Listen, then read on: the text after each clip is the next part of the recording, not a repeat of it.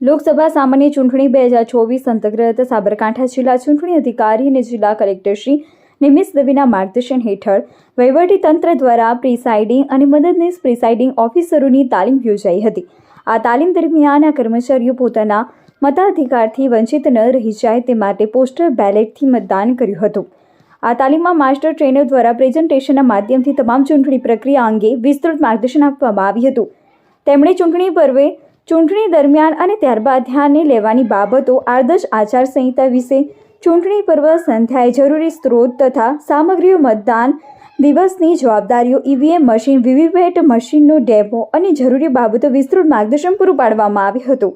આ સાથે 27 હિંમતનગર વિધાનસભા મત વિસ્તારમાં 717 તાલીમાર્થી, ઈડર વિધાનસભા મત વિસ્તારમાં 634 તાલીમાર્થી અને ખેડબ્રહ્મા વિધાનસભા મત વિસ્તારમાં 909 તાલીમાર્થી તેમજ પ્રાંતિજ વિધાનસભા મત વિસ્તારમાં 533 તાલીમાર્થી તાલીમ લીધી હતી.